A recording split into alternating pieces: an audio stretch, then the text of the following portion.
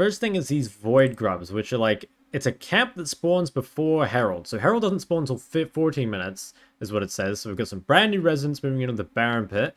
They're taking the place of the first Rift Herald before despawning at 14 minutes. They spawn at 5 minutes, so same time as the dragon. Each with its own respawn timer at 4 minutes and a maximum of 6.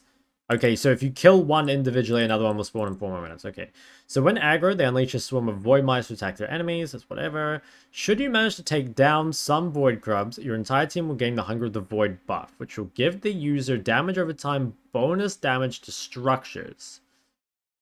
A dot to structures. Okay, interesting. This buff stacks based on the amount of Voidgrubs you manage to take down. And when you manage to take down 5 or 6, you'll also periodically summon 1 or 2 void mites. Okay, so that's pretty interesting because that says that, like, if you can... So it's very snowballing, right? Like, if you can manage to get 5 or 6, you get, like, this big buff, essentially, that's going to, like, really help you push that lead even further. But it also says that even if you're losing, if you can manage just to deny 2... right, like if you can take away 2 so they can't get this buff, then they're never going to be able to reach that, which is kind of interesting. Yeah, that is kind of interesting. I wonder, like, how hard these things are to kill. You know, like, I think it's in this, like, gameplay thing briefly. Where was it? Where did it go? Oh, this one here. I think it's in here briefly. It shows them doing it. Where is it? Did it have the HP when they were doing it? Hold on, let me look. No, they don't show the HP, so I'm not sure, like, how hard or, you know, how hard these are to kill. It looks like it's kind of like a team objective, right? I don't think it's the kind of thing that, like, one person, like a Hecarim, can just come in here and AoE all 3 of these down. I think that's, like, what it's saying. Like, yeah, I don't think it's meant to be that some, like, one champ can walk up and one-shot them, which is kind of good. If this is, like, an actual objective, like Rift Herald, I think that's good. It could be... Yeah, it could be interesting, though. Yeah, I don't know. Okay, so one thing that's, like, really interesting about this is that, like, a lot of the early game macro right now revolves around the fact that, like, Dragon spawns at 5 minutes, so you can play for Dragon, and then you can rotate and swap to topside at 8 minutes, and that's when you play for Herald, right? You see that in pro play all the time. But it's different here, because these actually spawn at 5 minutes as well. So I wonder what that'll mean for the support move and stuff, because it's, like, really common right now that the supports, like, will start moving to Herald at 8 minutes, and they normally hit 6 off the mid-wave as they go to Herald. And then if, you know, if one support is level 6 for the Herald fight, that basically makes a difference, right? Because if you have a level 6 Rakan or a level 6 Alistair, that wins you the Herald fight. So not having that, like, key timing now, I wonder how that impacts it, because that kind of says that, like, you just do this when it's convenient rather than just, like, resetting and rotating towards it at 8 minutes. I actually kind of like that, because, like, right now, I think pro play, especially in the early game, it's not so much stale, but it's very figured out, right? Like, they do the same shit every time. So this being, like, on the same timer as Dragon, I think is very interesting. Big fan of that change. Let's say the roughly 2.5 KHP. Okay, that's a lot. Yeah, I wonder how much damage they do. Interesting, though. But yeah, I mean, overall, I think... Alright, well, I mean, I think visually, I think these are very ugly. I don't know if I don't like them because they're ugly, or they actually just, like, look bad. You know what I mean? It's like, they're void creatures. They're meant to be ugly. But I swear, even for void creatures, they look pretty... Yeah, I mean, I don't know. Okay, well, moving on. I like that change. Rift Herald. So... Rift Herald got changed. When you crush the Rift Herald, it spawns as usual. The user or an allied champ will be able to right-click the Herald and jump onto them. So you can steer it similar to Scion Ultimate. So this is like the battle sled from Nexus Blitz. If you charge Herald into a tower, then it will do more damage than if they charged into one uncontrolled. This is kind of cool as well, because I think this is saying that, like, it's you can't just, like, put Herald in the side lane and leave it, or you probably also don't want to just, like, drop Herald and allow that, you know, for you to just do Dragon off it. But it also says that if you still want to do that, you probably can. So it gives you options. And I'm a big fan of, right, like, adding more skill expression and just, like, more options to plays and stuff like that. So I like that. If you happen to run into an enemy champ, they'll be damaged and knocked airborne. Once you collide with terrain or a turret, the champion will be knocked off, going back to usual self. So that's whatever, just means that they fall out, basically. The name changes are live now, I'm pretty sure, when the patch comes out. Okay, so next thing, Void Camps. So, having expanded its presence throughout the map, Blue, Red, and Rift Scuttle are looking voidier. So once Baron spawns at 20 minutes, the next Blue, Red, or Scuttle, I guess, respawn as Voidborn, comes with increased ability, making them harder to take down. Once slain, Blue and Red will grant their buffs to the entire team, Okay, so basically there's AoE blue buff and AoE red buff. Similarly, after 20 minutes, once Rift Scuttle rises again, after being slain, she'll be Voidborn Scuttler. She'll send out a massive Scryer's Bloom, revealing all champions of ward in a large surrounding area. Similar to Scryer's, all wards revealed this raid will be reduced to 1 HP. Okay, this is pretty interesting too, because one thing this actually makes a big difference to is, you know, when people are like, you know, when people are looking to contest Baron and they like, you're trying to like clear out all the vision, right? Like imagine you're like the red team here, right? And you're like trying to contest Baron, but the enemy team has control of it. So what you'll often do is you'll like sneak a ward in. You'll like place a ward somewhere like here where it's unlikely to be swept, or you might place a ward like here or something, you know, because often the pinks go like in the pit and in this bush here. And so what's happening is that like sometimes this losing team can actually keep control of the Baron. Now, this is obviously going to be different because the terrain has changed, and we'll get to that. But essentially, if there's a scuttle that just AoEs and gets rid of essentially any ward that's nearby, I do think that makes controlling the Baron a lot more difficult for the losing team. At the same time, maybe that doesn't matter because of the map changes. So, well, we'll see whether or not that's a thing, but it's you know, a bit interesting to think about. Okay, so then Baron itself. So Baron, in line with the visual update, Baron will be getting a fresh coat of paint. Okay, I mean, it looks fucking cool. Yeah, it looks fucking cool. And there's 3 types as well. I didn't realize that. I thought it was like 3 types of Baron, but they look the exact same. But no, there actually are different types. So there's one with this eye, one with this horn, and then what's this one's deal? Is this just base Baron? I don't know, maybe. Okay, and then, yeah, so there's 3 different types of terrain depending on which Baron spawns. And I think also it affects its abilities, I think it said. So, yeah, let's see. So there's one Baron pit where you have access from both sides, but then this is walled off. I mean, I think this one is like really hard to team fight, I think. Like imagine trying to position around here. Like imagine you're doing the Baron. Like how do you play as a team around this? You basically have to just like exit out one way. Like in my mind, if it's this Baron, you can't team fight on Baron because you really don't want to all be stuck in the pit, right? This just seems like, okay, the only way we're doing Baron is if the entire enemy team is dead. I don't know, that one seems super hard to contest. So 3 brand new forms. Hunting Baron leaves the Baron pit unchanged. Okay, so that's the way it is right now. Territorial Baron creates a wall in front of the pit. I assume that's what these are. The All-Seeing Baron closes off the front and opens up both sides. Okay, no, so that's what they're talking about here.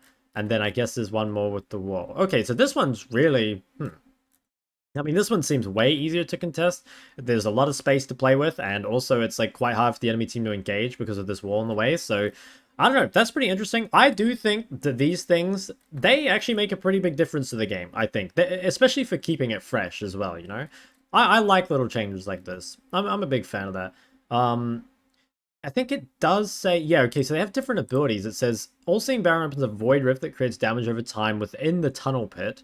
Territorial Baron pulls enemies near him with his handy new hands. Finally, the Hunting Baron blasts all nearby enemies with lightning from above. I wonder if this, like, functionally does anything.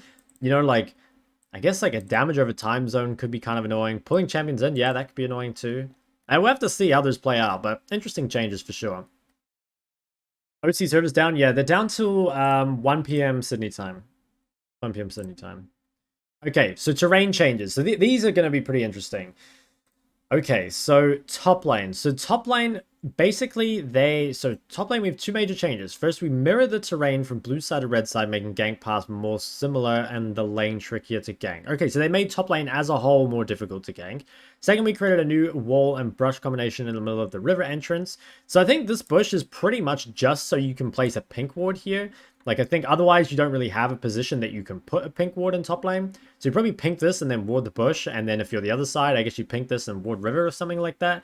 I don't know. I think, like, top lane is very impacted by jungle right now. So having, like, yeah, having it be more difficult to gank top probably is good overall. And I think jungle, like, overall does have too much influence on lane. That's not to say that jungle actually, like, has...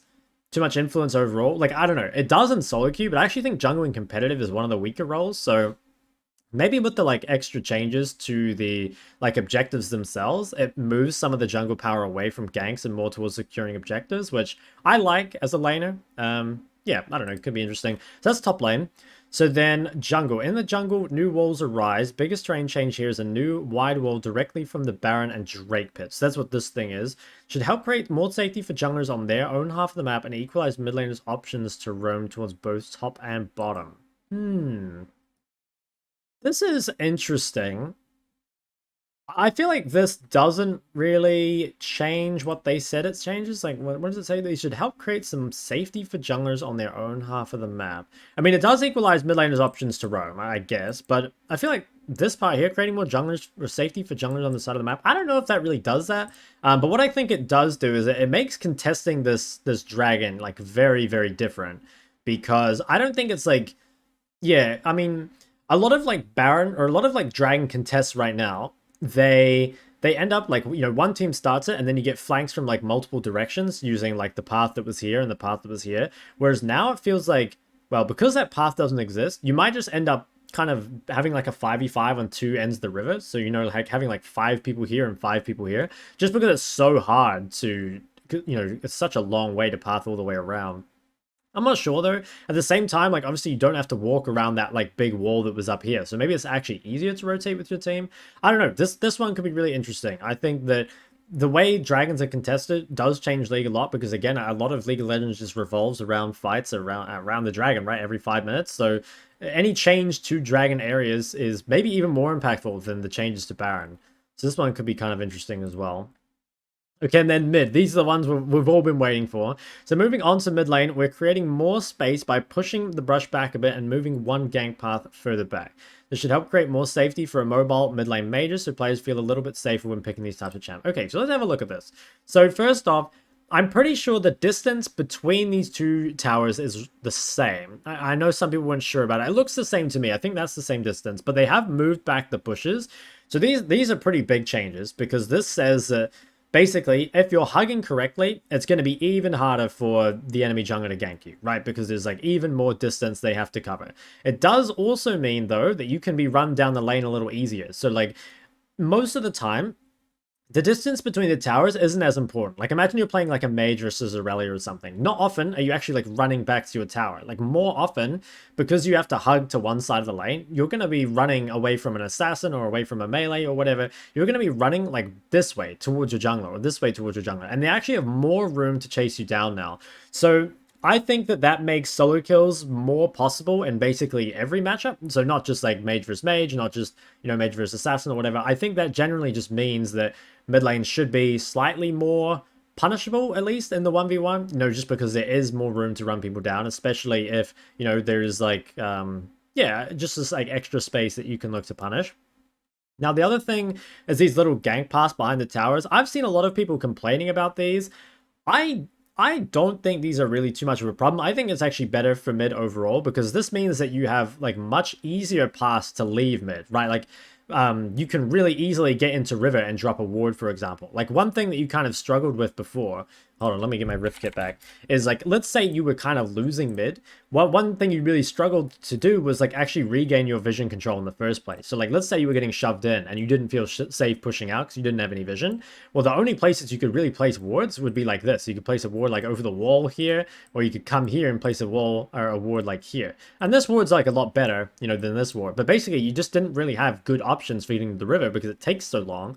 And because you don't have vision, you know, it's hard to push out and then actually enter the river towards. So this change means that, like, if you are getting, you know, shoved in mid and you're having a hard time regaining control, you can do something like walk here and pink this and like ward pretty safely. So this is like, it kind of means it's easier for you to regain control by yourself and not rely on your team to do it, which I like, because in competitive, again, that's not too big an issue, right? Like if you don't have vision around mid, you can call your support in jungle to help give vision, but in solo queue, that's not really that viable a lot of the time, right? Like people just won't listen to you, and people have their own timers, like it can be hard to coordinate all that.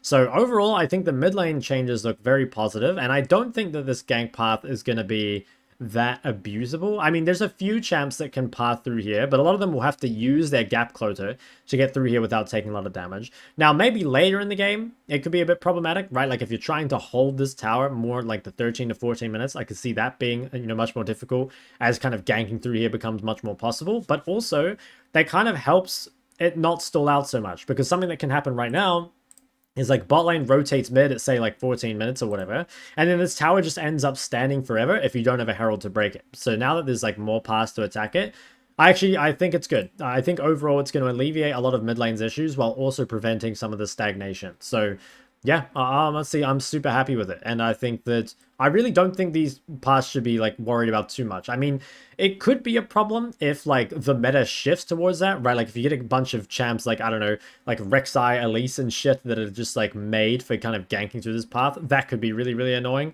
But honestly, overall, I think you're just going to get ganked a lot less mid, and junglers should just be ganking a lot less. You should be safer from supports too, because again, if you like hug to one side, you have a lot more time to react. So yeah, that should be good. Now, I guess Hex Flash. Do you think you can Hex Flash this wall? Maybe. I'm not sure. That could be a problem. I could definitely see like Hex Flash supports ganking through here being kind of problematic, but I guess we'll get to that. Yeah, we'll see how that goes. I imagine you can Hex Flash this, which if this turret doesn't reach here, could be an issue.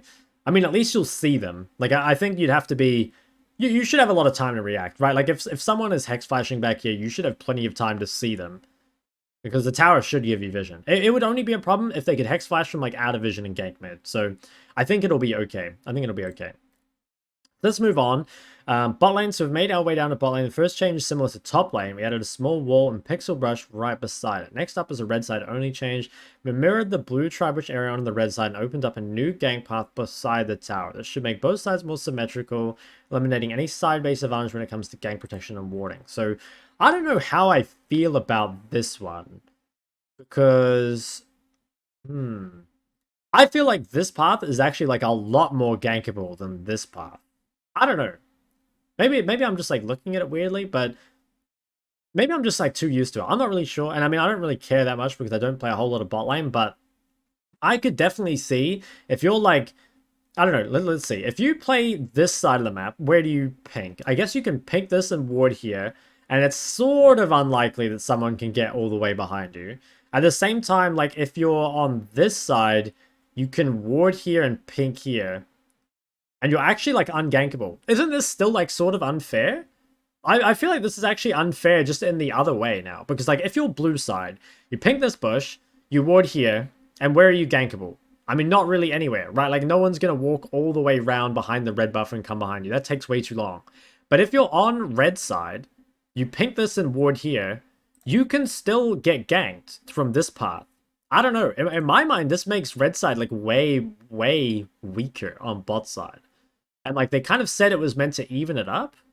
There's a red side only change. Hope make the sides more symmetrical, eliminating any side-based advantage. What does this look like right now again? Hold on, let me go look at bot lane. So, like, right now, if you're red side, you pink this and ward this, and you're basically safe.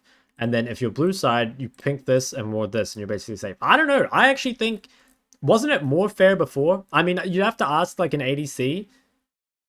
But I think this is, like, more unfair than before. I'm not sure. You have to ask a bot laner for their opinion on this, because they're the ones that are going to be dealing with it. And I'm sure 80 carries, whether the change is good or bad, will be screaming about it. But I don't know. That seems, like, way, way more unfair than before. I think bot lane's a bit hard done by that change.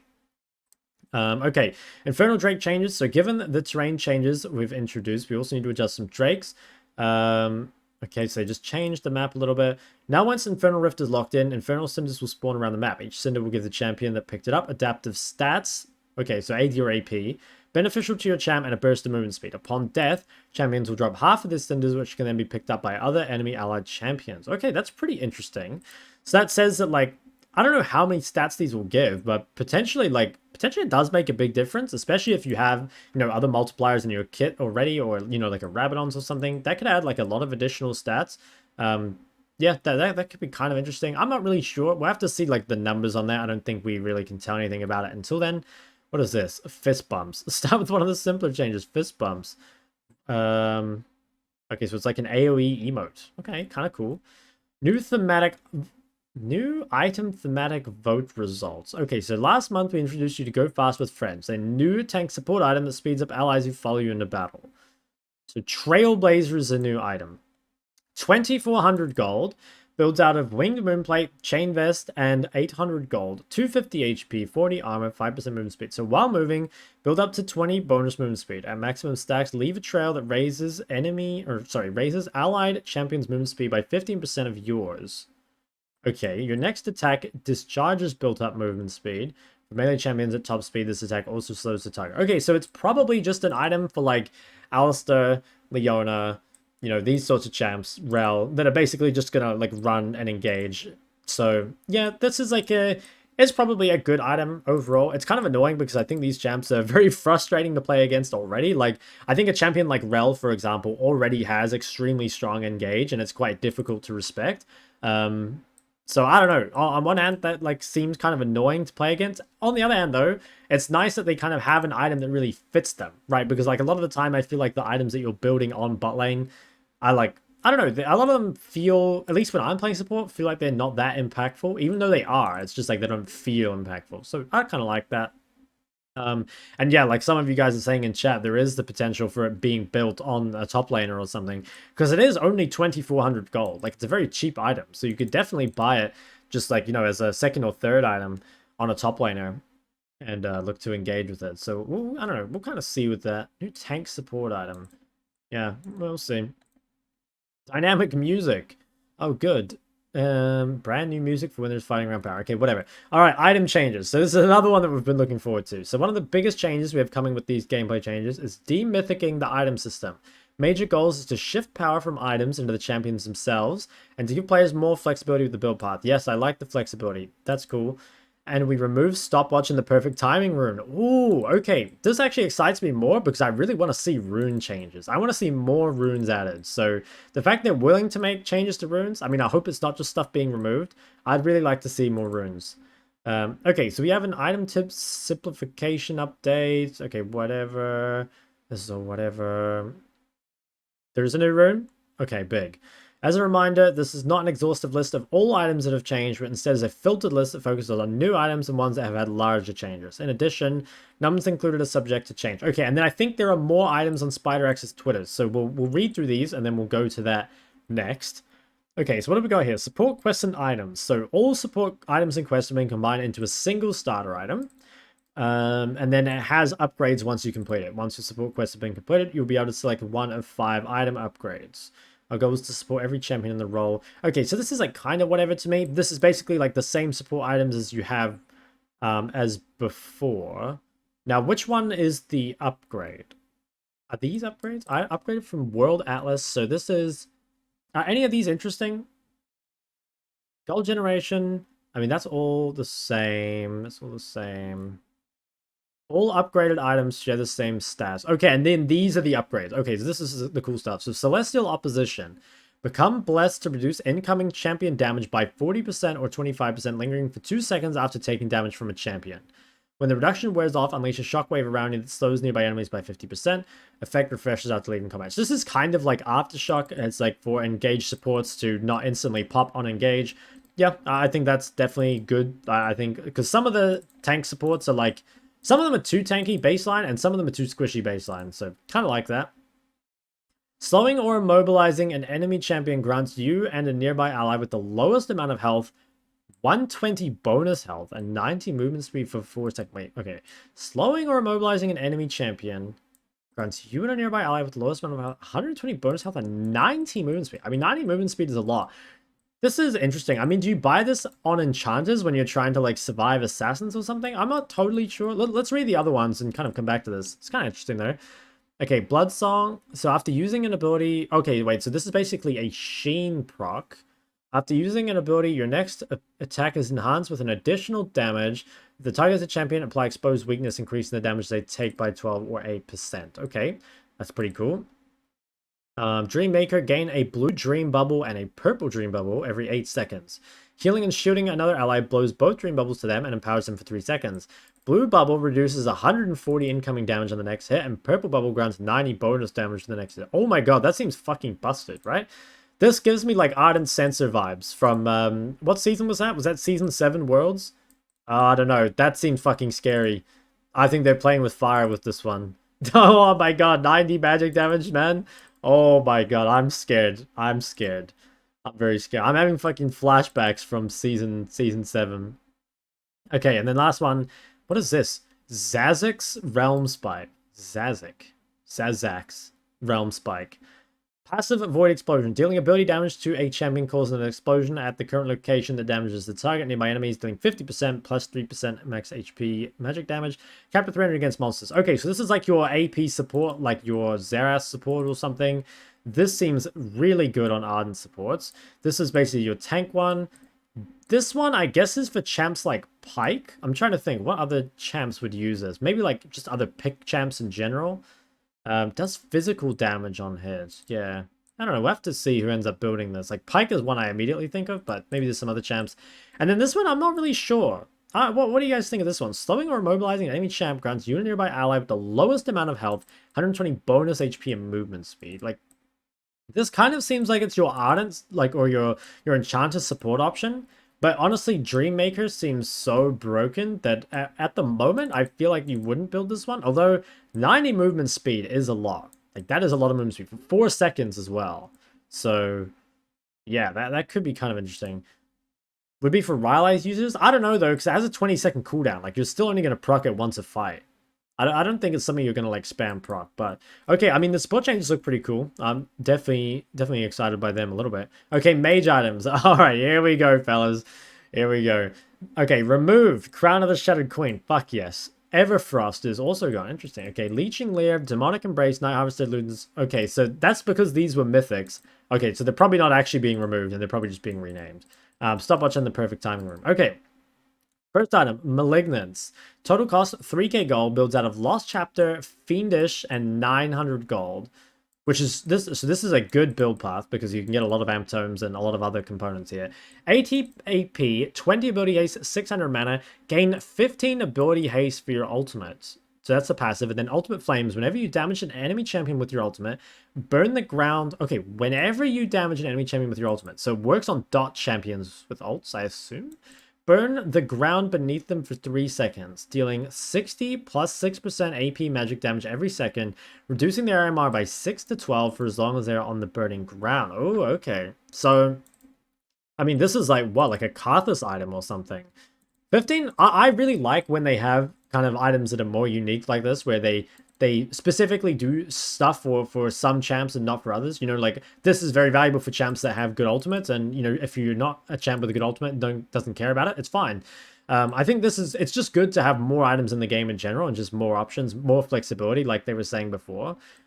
Whenever you damage an enemy with your ultimate, burn the ground beneath them for 3 seconds. So if you kind of CC them in place, you could see that being good. Like, honestly, I could see Orianna or something being quite good with this, you know, because you pull them in, you get the W slow on them, they're taking damage, MR is reduced, the ultimate ability haste is really nice. Yeah, there's a lot of really good stuff, I think. Are you playing on PBE? Yeah, I will. Okay, next one. Caster's Companion. Total cost 3k gold. Lost Chapter, Alternator, and 700 gold. 90 ability power. A bit more. 20 ability haste, 600 mana. Gain a shot charge every 3 seconds up to a maximum of 6. If damaging abilities consume all shot charges to deal an additional 40 plus 8% magic damage to the target. Is this per stack? Yes, per charge. Okay, and 1 additional nearby target per charge. If there are insufficient targets in range for each remaining shot, repeat the damage on the primary target, dealing 35%. Wow.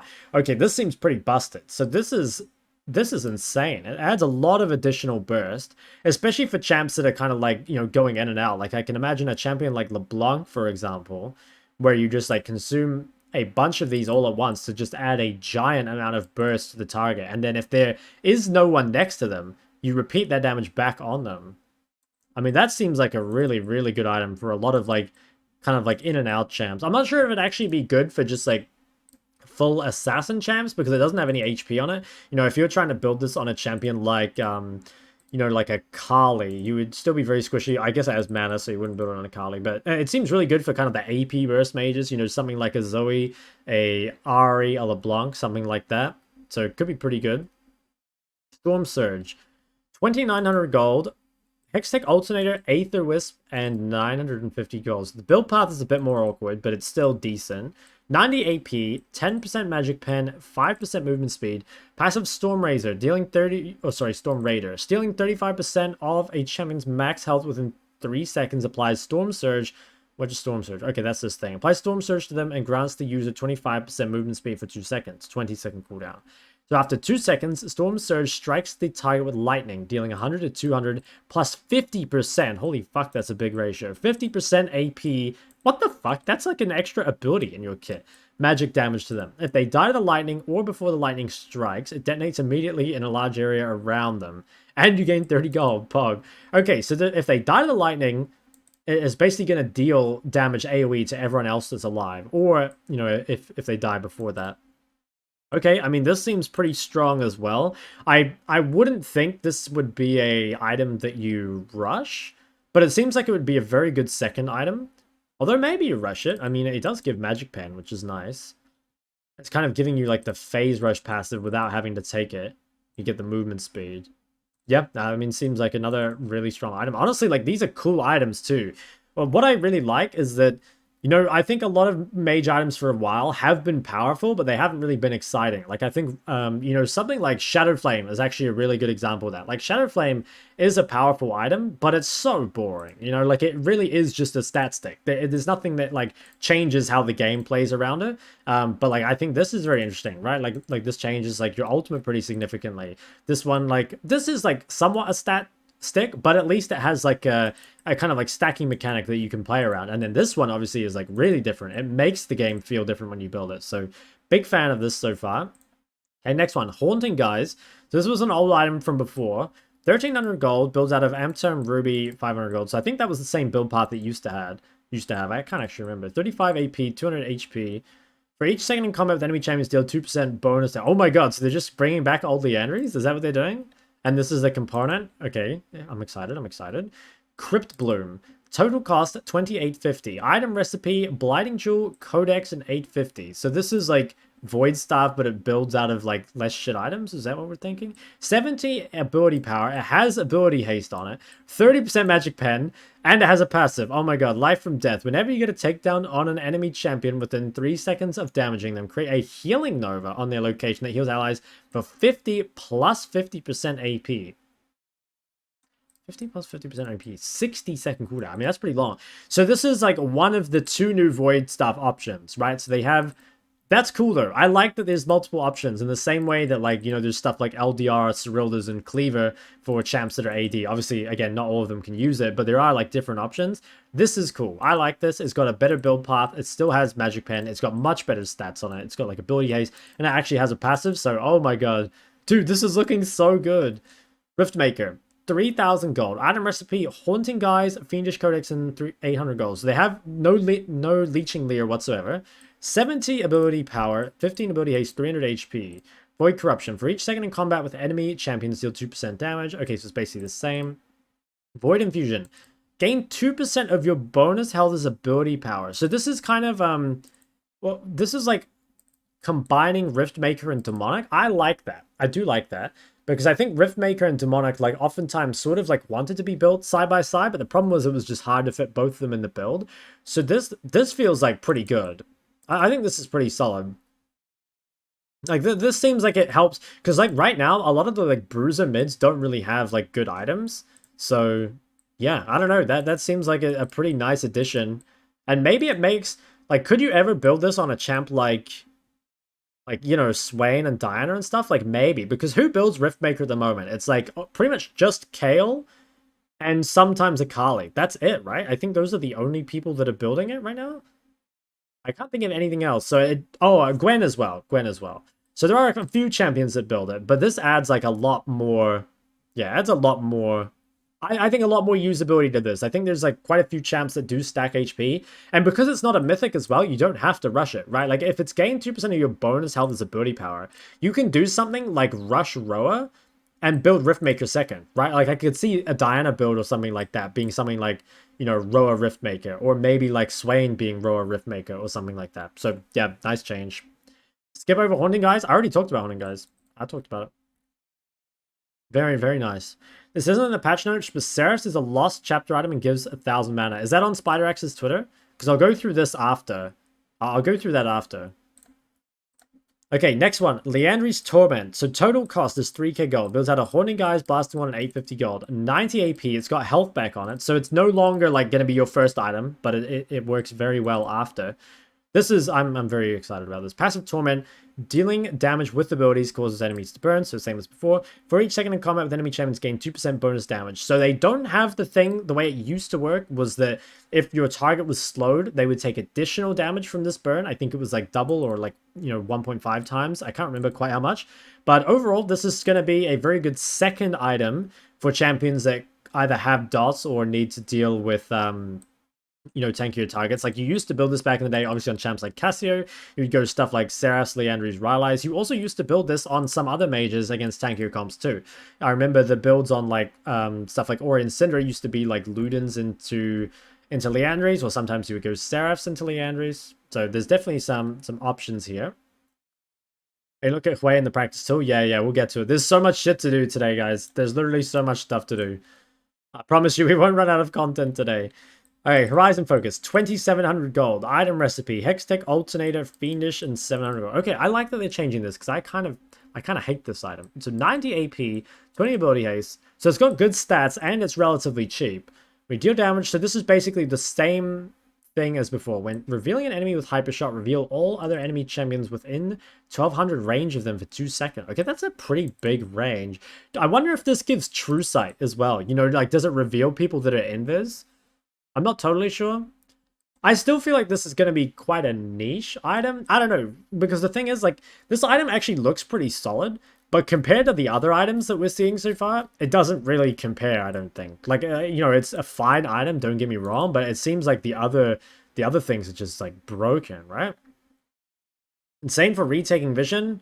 I don't know. I mean, maybe. It's good for, like, face checking, I guess. But I don't think you're ever going to build it for that. I don't know. It could just still be kind of like your long-range artillery mage thing, and, like, getting vision of them helps to clear out, like, I don't know, you poke someone as they're coming to face check, and then you see no one's behind them. It's easy to pick. I'm not too sure. I guess this is one I kind of want to, like, see in practice, but overall, not super excited about that one. Okay, Seeker's Arm Guard. Total cost is 1,600 gold. Item recipe, Amp Tome, Cloth Armor, and 500 gold. Nice build path. 40 AP, 35 armor, active stasis, used one time only to become invulnerable and untargetable. So basically, Seekers has a one-time stopwatch on it. Interesting. Okay, so yeah, okay, so at the moment, a lot of the time, the reason you don't build Seekers... Okay, I'm not actually sure if this solves the issue or not. Okay, so the reason people don't build Seekers right now is because, well, one, it's...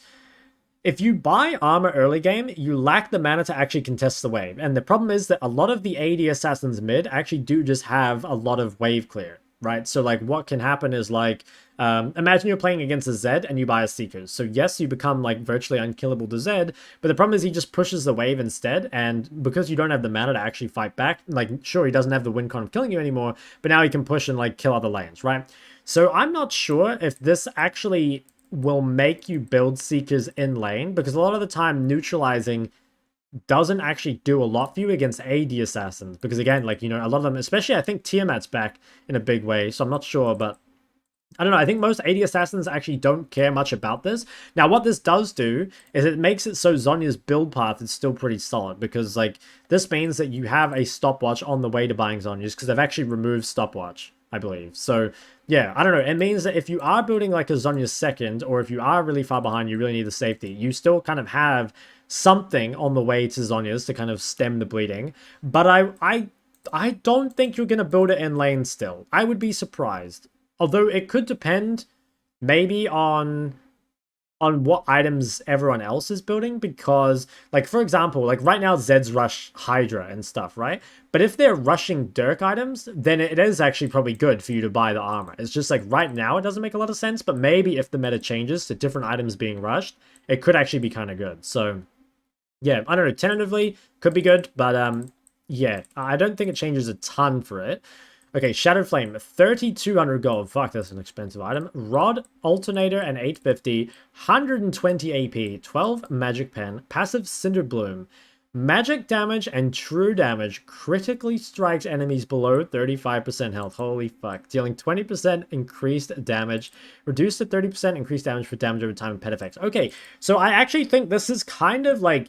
It's kind of like DFG in a way. Like, okay, this is a very long time ago, but DFG was basically like damage amp. And it wasn't like based on a certain amount of HP from what I remember. It was just like flat damage amp.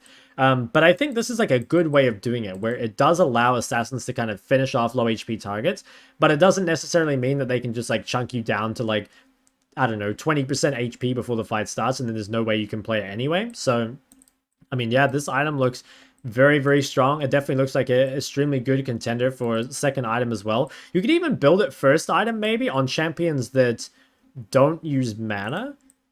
Like, I don't know, you could maybe just build this on a champ like Akali as your first item, right? I could see that being pretty strong. So yeah, I mean, that looks like really interesting. It looks a lot better than Old Shadowflame too. Like, I think Old Shadowflame being... I don't know, it's kind of weird. Like, it had the shield passive on it, but the shield passive didn't actually, like, do anything. Yeah, and I like that also more of the power is away from the magic pen, because it means that, like, once people start buying magic resist, that the item doesn't just become completely useless. So this is actually quite smart design, I think, by Riot. It could be too overtuned. Like, this seems like quite a lot of damage, you know? 20% increased damage below 35%. I mean, I don't know, maybe that's not that much, because a lot of these champs overkill anyway.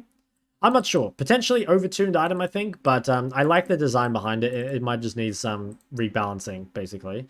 And it'll be interesting to see how it like interacts with other items, because what you have to remember is that a lot of these items aren't going to be restricted. You know, like you can build a couple of them because there are no mythics. So we'll have to see, I mean, what the builds end up looking like. Another very interesting item, though. Cosmic, 3k gold, Kindle Gem, Aether Wisp, Fiendish Codex, 80 AP. Okay, it's got health back on it again. 25 ability haste and 5% movement speed. Damaging an enemy champ with an ability grants bonus movement speed for 2 seconds. Okay, I'm kind of glad this has health back on it, to be honest, because I think before it kind of ended up just being like an AP Mage CDR stat stick, and it sort of overlapped with Seraphs quite a bit, at least at the moment. So, AAB. I mean, to be honest, it just doesn't really look as OP as the other items on this list. I think it's still a good item to have in the game, and honestly, once things are like a bit more balanced, it's probably going to be pretty solid. And of course, it's good to have lots of options, but the other items just look fucking broken, you know? Okay, Amp Tome.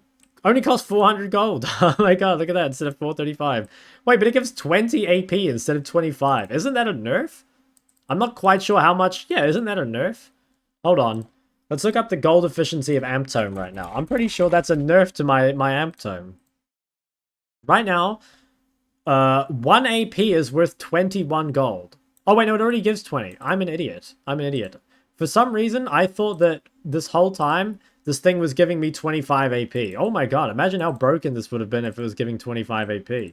Holy shit, this whole time. Okay, well no, never mind, it's a buff. What the fuck? Did this really only give 20? That's crazy. Alright. Alright, 20 AP it is.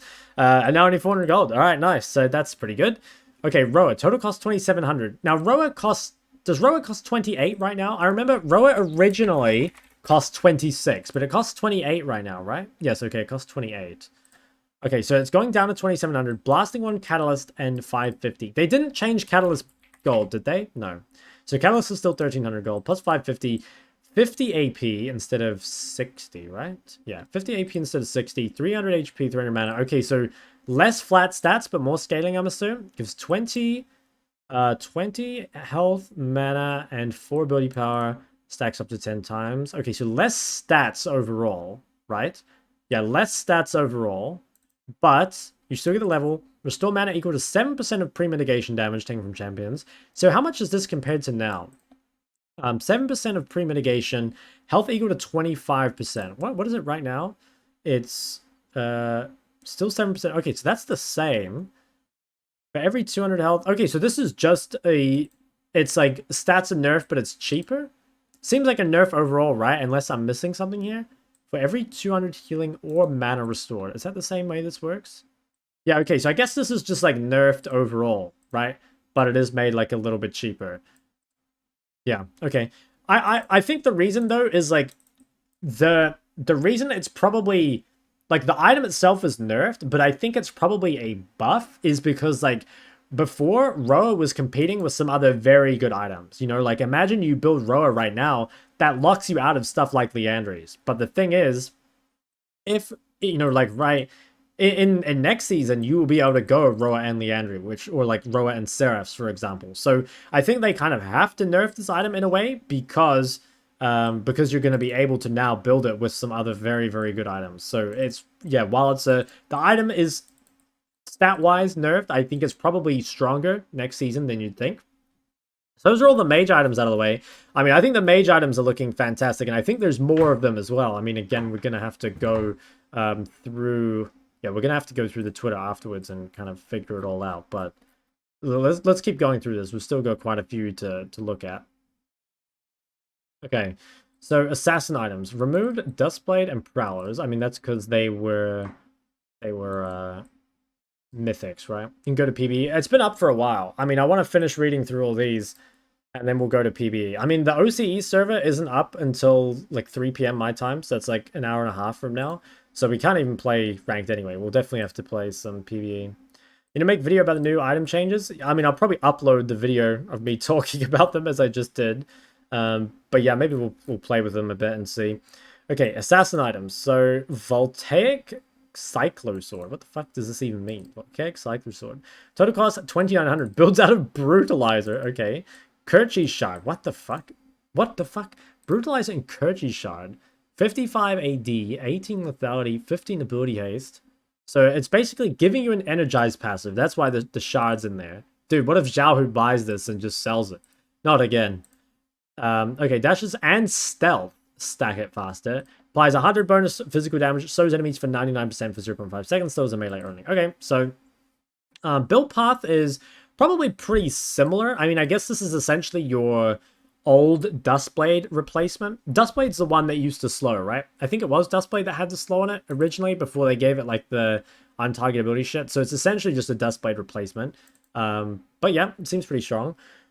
Profane Hydra, 3,400 gold. Tiamat and Brutalizer. Okay, so a Tiamat item with lethality. So this is like made for... This is like made for like Talon and stuff. This seems like... I mean, without even reading this, this seems like a very good item. 60 AD, 18 lethality, 20 ability haste. Wow, so it's a lot of stats. 65%... Okay, so it's active. 65% total attack damage. Increases to enemies below 30%. Okay, well, I think Talon is back in meta. Straight up, like, this is a fucking OP item. Passive cleave, attack steal. Oh yeah, this is just passive 20% or 40% AD for melee, 20% for ranged. Okay, so you can build this on range though. So other units within 450. Okay, yeah, I mean, this seems so broken. I think there are a lot of AD assassins that will definitely build this. This is a lot of stats, to be honest, and it's in... I swear it's an insane item. Like, it gives Tiamat, so you can get the wave clear, and you're getting the lethality. You know, this just seems like pretty much every AD assassin immediately builds this. You know, like, imagine, like, most champs right now, AD assassins are going Hydra in their build, but obviously they go to lethality afterwards, right? But now you get both of them. So this seems absurd. This seems really fucking busted. Lethality is flat armor pendant instead of scaling. Yeah, I saw that on Twitter. Hopefully we'll find that change eventually. Okay, next one. Hubris. 3,000 gold. Serrated Dirk. Warhammer 900 gold. 60 AD. 18 lethality. 15 ability haste. Passive ego. When you kill an enemy champion, you are granted a statue of yourself. What? Passive... Wait, what is... Okay, oh wait. Passive Eminence. When a champion that you have damaged within the last 3 seconds dies, gain 10 plus 1 per statue attack damage for 10 seconds. So is this like... Is this like Magi's sort of? When you grant a statue of yourself, when you gain AD plus 1 per statue. I mean, the problem is like, you can't lose statues, right? Or can you? Like, does this consume the statues? I'm not really sure. I have to try this item, I think. Because this kind of suggests that you just, like, you can't lose the stacks ever, right? And it doesn't consume them. So this just says, like, as you get more... It's kind of like Hydra again, but, like, you don't lose the stacks when you die. Yeah, I mean, I honestly... Do I like this? Yeah, I think I do. I think it seems pretty strong. Champion of damage in the last few seconds dies. Gain 10 plus 1 per statue. I mean, that's not a crazy amount. And also, a lot of the time, it's not going to matter because getting that first kill is the most important one. I guess it gives some staying power to some of the ones that are more cooldown based. Yeah, I don't know. I think it's I think this is interesting. I'm not actually sure if this is broken or not. I think this item looks disgusting, but I think this is like a bit more balanced. I mean, maybe when you get really ahead, it could be pretty disgusting, and maybe it's a way to kind of like keep assassins scaling, even though like the champions themselves they fall off. 1 AD is not that much. No, but it's like already like it's already a statted item already. You know, like it has good stats on it. I just wonder if like, you know, how much does this actually matter? Like imagine you're an assassin and you like get in and you kill like the main carry, and then like, you know, after that maybe you don't have any cooldowns to use this AD anyway, although it is for 60 seconds. Yeah. I don't know. The thing is, this item just looks like that's like an S tier item right here. And this is like, yeah, this is good, but like holy fuck, this one's so much better. Okay, opportunity. Total cost 2,700 gold. Item recipes. Rated Dirk. What is a nether shard? Did they put that in here? Nope. Okay, so we'll see that one on Twitter, I guess. It's Rated Dirk, nether shard, 800 gold. Does anyone know what a nether shard is? I assume that's on Twitter, so we'll get to it eventually, but yeah, does anyone know what that is? Anyway, well, I guess we'll come back to it. 55 AD, 18 lethality, 6% movement speed. Passive murder. After being out of combat with champions for 8 seconds, gain bonus lethality. Lethality lasts for 3 seconds after dealing damage to champions. Okay, cool. So this is kind of like you're running around the map getting fed item. It's also pretty cheap, 2,700 gold.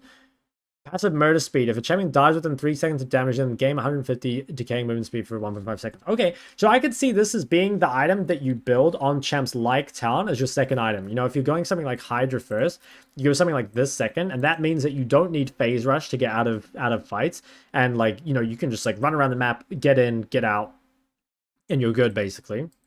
Does this go live on main game in 2 weeks? I don't think so. I think it'll be 4 weeks. I don't think it'll be 13.24. It should be 14.1. But yeah, that looks like a very good second item. Okay, Rectrix. So this is a component. Total cost 900 gold, builds out of longsword and 550. 20 AD and 4% movement speed.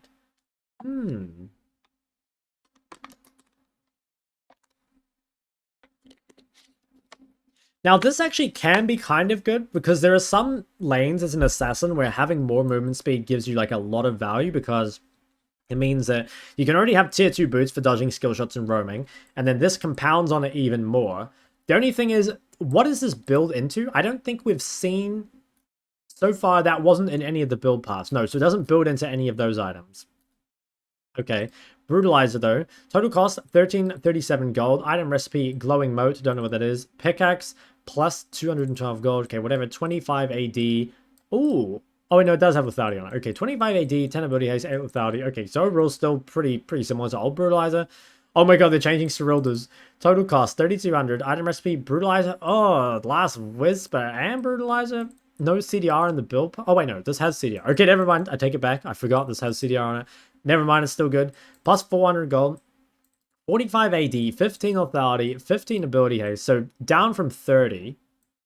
Gain 22 plus 12% lethality armor pen. Okay, so it's not quite as busted as it was before, I think. I think overall it's like kind of a nerf to the item. But I mean, the item was already disgusting. Damaging abilities slow enemies below 50% health by 30%. Okay, so they did big nerf this one. I think this item was like basically one of the best items in the game. So they did kind of have to take it down. Nether shard is the Rectrix. Oh, okay. Okay. Yeah, I mean, it's a big nerf to Jace. I'm gonna have to make my Jace guide before this comes out because, yeah, Jace right now is so broken, but that's a big nerf to Jace. Okay, we're getting through it, by the way. We're almost at the bottom of this. Sorry, this is gonna be a long video for whoever's watching on YouTube. There's just so many changes. Okay, what do we got next? Tank items. Removed Turbo Chem... Okay, wait, that's just all the mythics. New Hollow Radiance, 2,800 gold. Item recipe, Barmies, Spectres... Okay, so it's a Barmies item with magic resist on it. Taking or dealing damage causes you to begin dealing magic damage per second to nearby enemies. Wait, what? Oh no, this is just... Okay, so Barmies isn't just always active. It's like you have to take damage. But like, that's fine, right? Because it works on creeps too. Taking or dealing damage... Oh, no, it's dealing as well. Never mind. Okay, whatever. So it doesn't really matter. I guess it just means it's not on while you're CC'd. Like if you're Zonya'd or something. Bard altered? Yeah, whatever.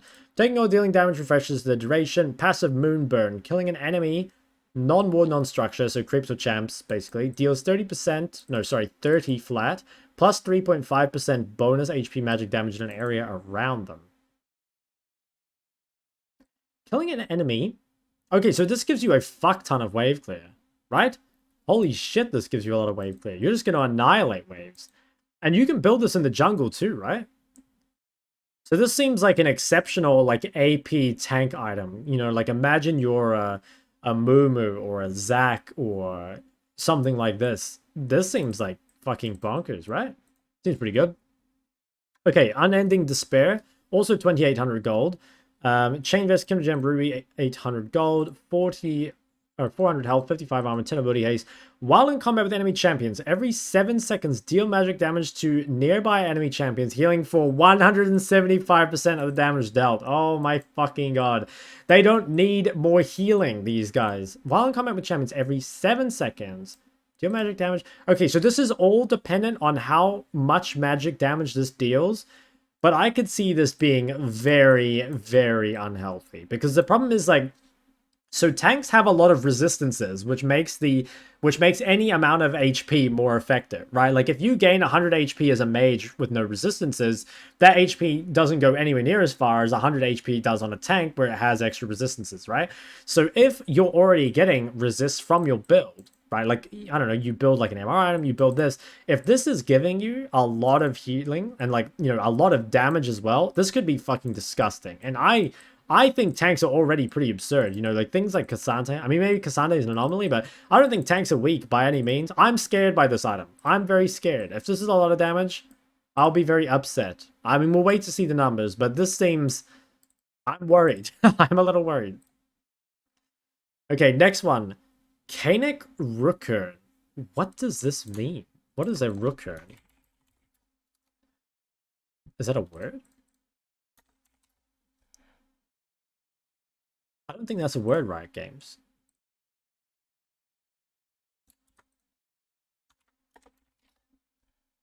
I don't think that's a word either. Okay, whatever. They're just making shit up here in the patch notes. Okay, what else have we got? Alright, well anyway, Kanek Recurn. 3,000 gold. Spectres and Negatron. Are you fucking serious? Plus 850 gold, 350 health, 80 magic resist. Oh my... Mage Bane! Dude, what the fuck is this item? I need to get rid of this shit. 100% base health regen. Passive Mage Bane. After not taking damage from champions for 15 seconds, gain a magic shield for 18% of your maximum health. Oh no, man. What the fuck is this item? The changes were going so well until we got to here. To be honest, it's probably fair. It's probably fair because the mage items look pretty broken, but Jesus Christ, that's a good item. That's a lot of magic resist, and they even named the passive Mage Bane. They might as well have just named it Shok Bane, man. What the fuck is this? Alright. Nah, to be honest, I don't think it'll actually be that overtuned, just because it seems like the Void Staff's equivalents are better. But, yeah, I mean, these tank items seem pretty disgusting. It seems like AP tanks are going to be a lot better than they were before. Because I think before, like, AD tanks were quite viable. But actually, like, AP tanks weren't that viable. So, yeah, interesting. You know, you could probably build this item on Cassio as well, thinking about it. Yeah, it could be kind of fun. Okay, Jack Show the Protean. Total cost 3,200. Chain Vest, Negatron, Ruby 1,100. 200 health, 50 armor, 50 MR. Okay, so it's basically all the same as before.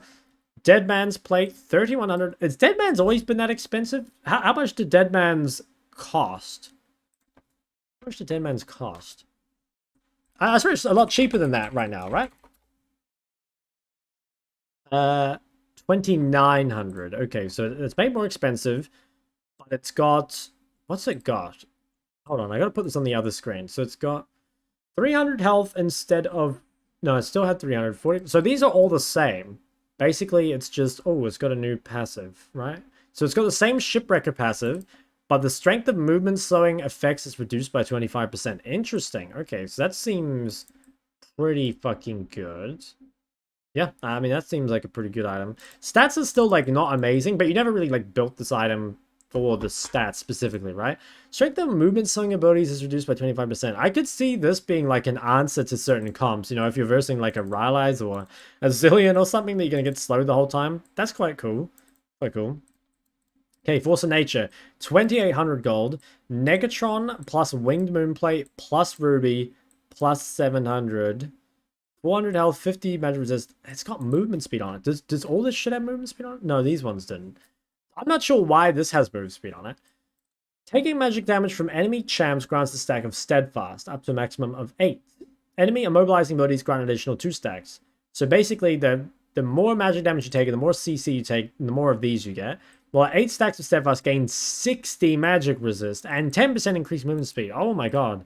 This seems broken as well. This seems like, holy shit, man. Like, they're going to have 15% increased movement speed and 110 extra magic resist?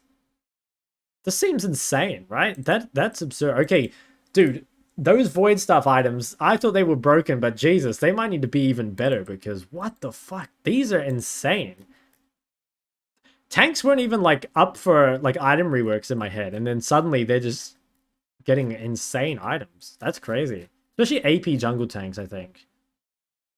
Wow. I mean, that's a crazy item. That's an insane amount of magic resist. I can't believe that.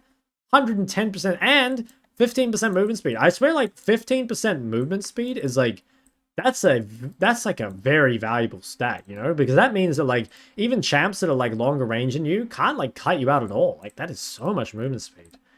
Okay, let's look at the Enchanter items, though. Glowing Moat. Wait, 250 gold for 5 ability haste. Is this worth stacking? This also means you can actually start this item if you really wanted to. Are these unique, do you think? Or can you start with 2 glowing motes for 10 ability haste? It's probably not worth it. That's interesting, though. That is kind of interesting. Okay, 5 ability haste. New Dawn Core. Total cost, 2,700 gold. Item recipe, Bandle Glass Mirror. Plus Bandle Glass Mirror, plus 700 gold. 40 AP, 20 ability haste, 150% mana regen. Gain 3% healing and shielding power and 5 ability power per 100% base. Okay, so that's like whatever. Oh, it gives Summoner a spell haste. Interesting. So this is probably definitely for supports, I think, because they're the only ones that take 2 combat sums for the most part. But what are you ability haste? Yeah, I don't know. I guess it's like basically the same as before. Yeah, I guess it's basically the same as before. It's just like, it's kind of been like moved around a little bit. But I guess like, if you have CDR boots and this, supports are just going to have their combat sums up constantly. This is an expensive item though for supports, 2,700. Okay, next one, Echoes of Helia, 2,200 gold, Kindred Gem, Bandle Glass, 400 gold, 200 HP, 40 AP, 20 ability haste, 125% mana regen, Soul Siphon, damaging a champion grants a soul shard up to a maximum of 3. Healing or shielding consumes all soul shards and deals 55% magic damage per shard of the nearest enemy champion. So this is like, it was like Athene's almost, right? This is basically how that works. Except I don't think Athene's did any damage. It just healed your allies, I'm pretty sure. Can't actually remember. But yeah, I kind of like that. Dissonance. What was Dissonance? Was that? I guess that's just the old passive on Echoes. Okay, whatever. Staff of Flowing Water, 2,300 gold. Still pretty cheap. This is all the same. Grants the user 40 AP and 10% movement speed. Yeah, it's whatever. Okay, Fighter items. Jesus, how are we still going? They're actually just completely changing the game. This is insane. I'm so impressed by how much stuff they've done. Like, they've just added so much shit to the game. I can't believe it. It's like, I swear last preseason, pretty much nothing happened, right? From what I remember. And this is just crazy. Okay, Sundered Sky, total cost 3,100. Item recipe Tunneler. What is Tunneler?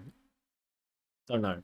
Plus, Caulfield's Warhammer at 900 gold, 55 AD, 15 ability haste, 300 HP. Passive Light Shield Strike. The first attack against the champion will critically strike for 150% damage and heals for... So is this like a Divine Sunderer equivalent? I guess that's what it is, right? Sundered Sky. This is just the Divine Sunderer equivalent. Okay, whatever. Tiamat got its active back, which is very good for all the animation cancelling. Total cost is 1,200, so this is all fine. Yeah, it's basically just like old Tiamat. Ravenous... I think it's all the same, basically. Ravenous Crescent. Did the Ravenous Crescent lifesteal... Did this used to apply lifesteal? I don't remember. I was never really like a... You know, I don't really play any champs that build old Ravenous. Damage applies lifesteal. I feel like it didn't used to, though, right?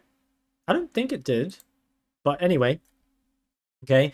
Titanic, 3300, 55 AD, 550 health, attack steal, you know, that's all the same. Oh, it's got its active again as well. On your next attack, cleave will instead deal more physical damage. Okay, very nice. New, Nitro Hex Aegis. Total cost, 3,000 gold. Tunneler Noon Quiver. What the fuck? What is this item?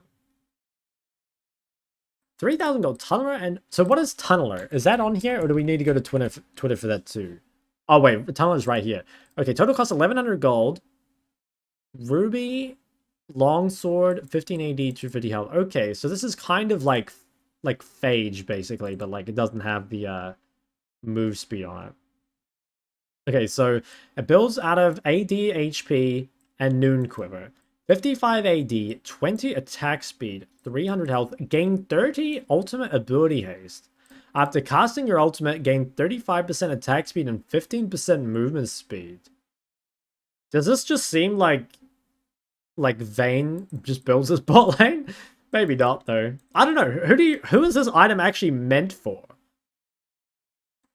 What are the champs that like really use this? Oh yeah, Jax. I could see that because there's like not that many champs that I feel like use attack speed and ultimate ability haste, but there must be some. I guess this could just end up being an ADC item. Like the thing is, it's like imagined as a fighter item, but I think a lot of ADCs would be like very happy to build this. Right? Like it seems like it has like pretty decent stats. And ultimate ability haste is pretty good for champs like Xayah. And like, you know, getting all this attack speed. Yeah, I guess it is meant for like, yeah, Yi, Jax, Nocturne. That's a good call. I guess it is meant for those sorts of champs. I would be worried about this item though. I think this ends up going on a lot of champs that Riot probably doesn't intend it to. Yeah, they need to keep a close eye on this one. Okay, Tunnel, we saw that. Hullbreaker. Okay, so Hullbreaker is basically the same. Okay, so what do they change? Skipper. Basic attacks grant a stack up to a maximum of 5 stacks. Attacking an enemy champ or epic monster consumes all stacks to deal bonus damage increased to 400% against structures. Okay, I think this is good because this basically says that like this champ doesn't become unkillable by buying Hullbreaker, but if you leave it alone in the side lane, it is going to take your towers fast. I don't have a problem with that. My problem with current Hullbreaker is like you have to send someone to answer the person that has it, but then you need like 5 people to kill them, right? Because they're just so unbelievably tanky. So I think that's a good change. I think this is a much better design. Boarding party, or boarding part? I guess it's meant to be party. Nearby allied siege and super minions gain bonus armor and MR. Yeah, I think that's fine. So, okay, I like the change to Hullbreaker. I think it kind of keeps its identity while also being a bit healthier. So I do like that. Stridebreaker now has attack speed on it. 50 AD. Okay, so definitely... Stridebreaker didn't have attack speed on it before, right? I don't think it did. Makes it a much better Nocturne item, though.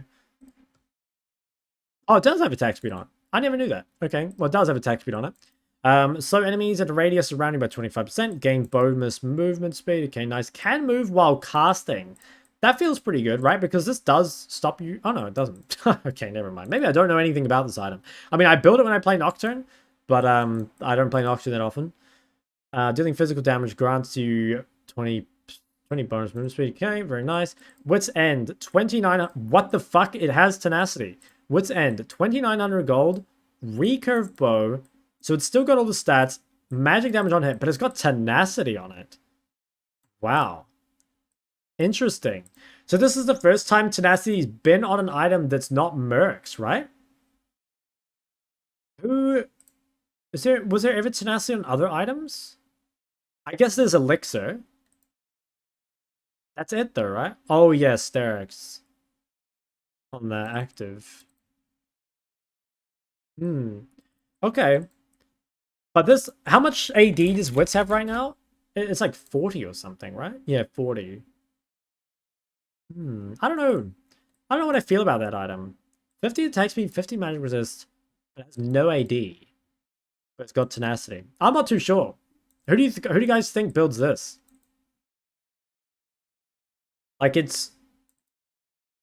I could see this not actually being that valuable. Like, the thing is, 20% tenacity is good, but you can get tenacity through runes a lot of the time.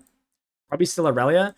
Yeah, I don't know, though. I feel like Old Wit's End might have been better for Aurelia, because you do get a lot of tenacity from Legend tenacity and from unflinching. So, I don't know. I could definitely see Jack still building this, though. 15 magic damage. It's just, I mean, it's presumably the scales still, right?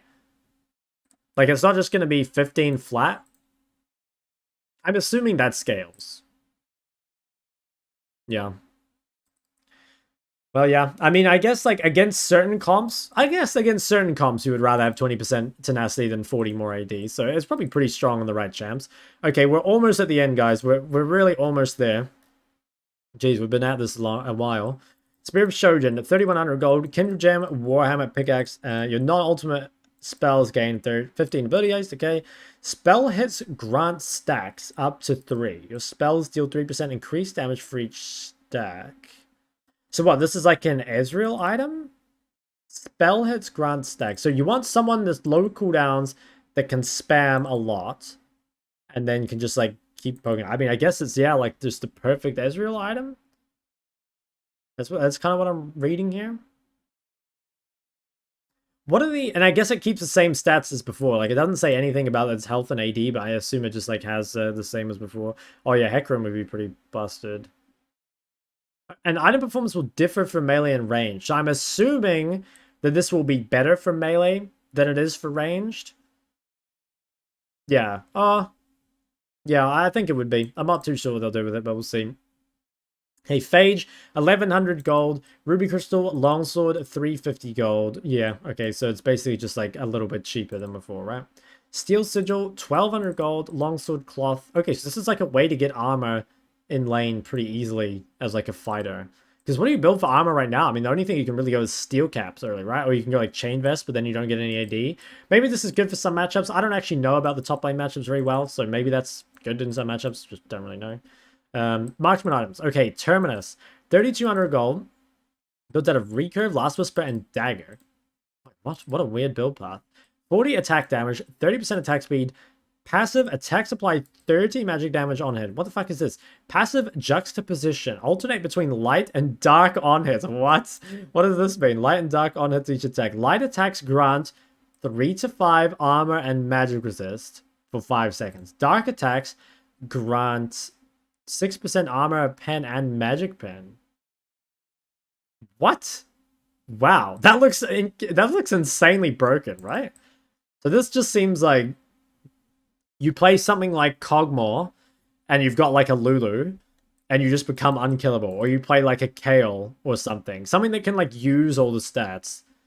God damn, I swear there's a lot of... Not that many champs that abuse this, but I swear the ones that do abuse this like insanely well, right? Seems pretty nutty, this item. Okay, GA. 3k gold. Okay, so it doesn't have a stopwatch anymore. It has the, like, sort of Phage-esque item. This one. Steel Sigil. And is everything else the same? Passive Rebirth. 50% of base and 100% of max mana. 300 okay, so... Wait, after 4 seconds of stasis. Is GA 4 seconds right now? I actually have no idea. I don't build this item either. Is it 4 seconds? It is 4 seconds. Crazy. I fucking never do that. 4 seconds seems like so much, but then in a late game team fight... I guess it is, but at the same time, sometimes you just like rev after 4 seconds and get one shot. So yeah, whatever. Okay, last one on the list, guys. PD, total cost 2,800, 20 AD, 30% attack speed, 20% crit, 10% movement speed. So right now, PD gives what, 7%? I think it is.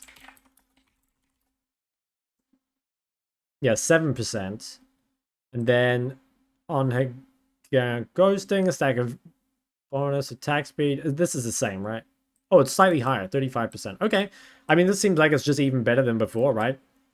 There's a lot of movement speed in the game, but yeah, okay, goddamn. I mean, okay, that's the end of this. Now we have to go look at Twitter because there's a bunch of Twitter changes too. Dawncore, we already looked at this one, I think, right?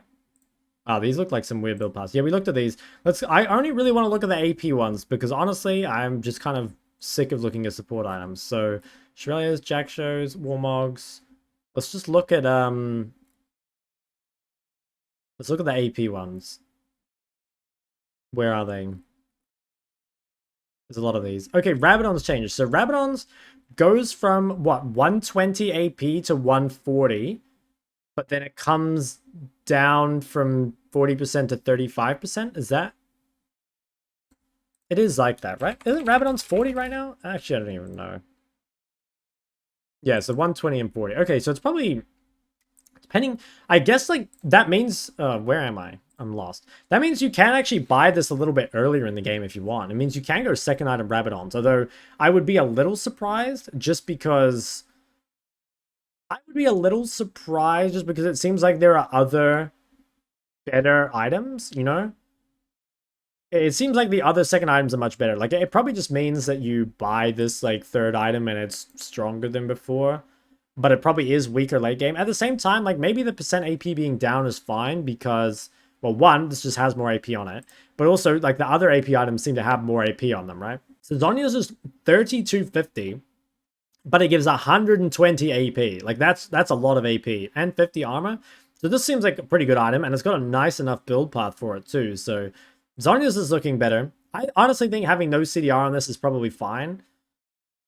I think it depends how much ability haste you can get from other stuff, but yeah, we'll have to see. Verdant Barrier changes. Oh, so Verdant Barrier costs 1800 gold. Holy shit. But it grants a spell shield that blocks the next enemy ability. I wonder if you sit on this and don't upgrade it to Banshees. It depends how much Banshees cost now, but like this could actually just be a good item to sit on. You know how you used to sit on stuff like Oblivion Orb, you know, back when it gave Magic Pen at like 1500 gold or 1600 or whatever it was. And even now, I guess you sit on Oblivion Orb for the healing cut, but this actually seems like a pretty good item just for sitting on. Like, it's actually got decent stats and you get the spell shield. Okay, we looked at Shadow Flame already. Lichbane changes.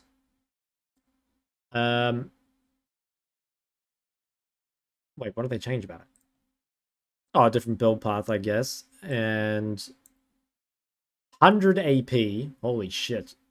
100 AP, ability haste, movement speed.